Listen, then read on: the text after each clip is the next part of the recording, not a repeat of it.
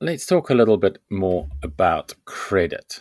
So, as things currently stand, in order to either buy or rent a home in the UK, you have to have not only a good credit record, you have to just have a credit record, period. So if you're a young person or if you're someone who lives debt free and has never had any debt, you can't rent or buy because you have no credit record. If you have a bad credit record, you can't rent or buy either.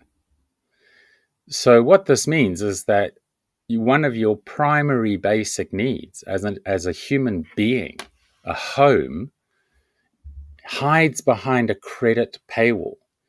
If you haven't ever gone into debt, what they're effectively doing is they're saying to you, you have to show us that you can borrow money and pay it back before we'll lend you money. Do you see how it's all a little bit weird? And once you've done that, so you have to be in debt to get into debt. The whole thing, credit is an absolutely dismal aspect of this. So bear that in mind. You cannot buy or rent a home in the UK if you don't have a credit record or if you have a bad credit record. So let's think about that bad credit record.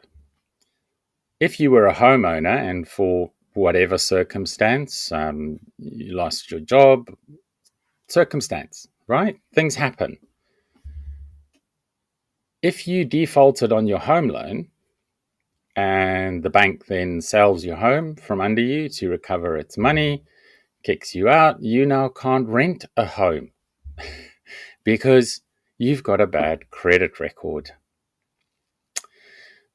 So that is going to put people, or that does put people at risk of homelessness.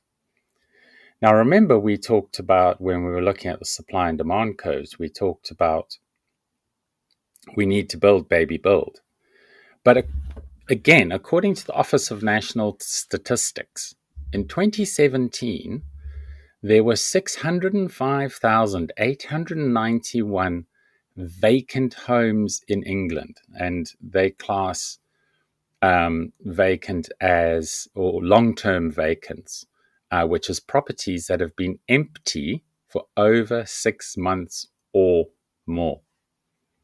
605,000, say 606,000 homes are empty. So there's not a shortage of actual items. What we have is what is very clearly manufactured scarcity in order to keep house prices high and to keep rents high.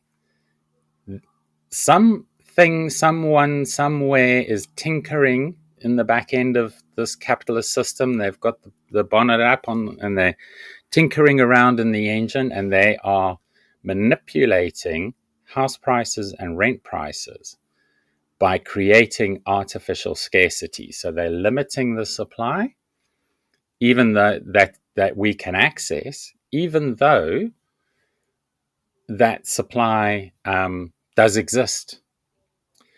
Now, you could argue a lot of it, especially in London, is probably owned by foreign people who are holding it because they know that there's this tinkering going on in the economy and that whatever else happens, the price is just going to keep going up. So it's a nice place to put my money. Contrast that with the same report said that there were at least 4,500 people. I say at least because how do you measure someone who's homeless? But there were at least 4,500 people sleeping rough on the streets of England in the same year. So that's basically each one of those homeless people could have 135 homes each. So tell me again there's lack of access to housing. Tell me again that we can't house homeless people. And this cuts to the core of Zach Polanski and the Green Party's message, which is it's about political choices.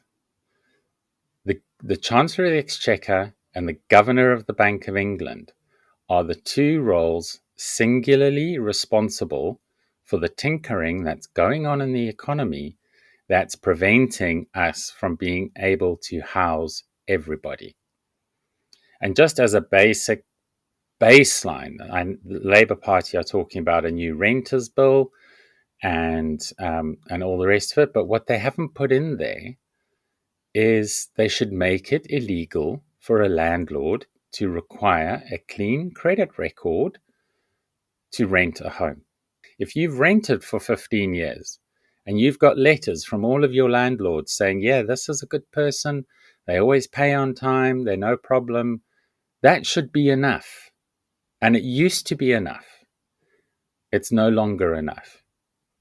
And that, again, is a political choice. They've allowed landlords to do this. And in doing that, they've excluded so many people. One of the biggest challenges that Rise, the charity that deals with women who are fleeing from domestic abuse situations, a lot of those women don't have credit records. Everything's been in their husband's name. That's the general nature of the abuser. They wouldn't let them have their own bank account or their own credit card.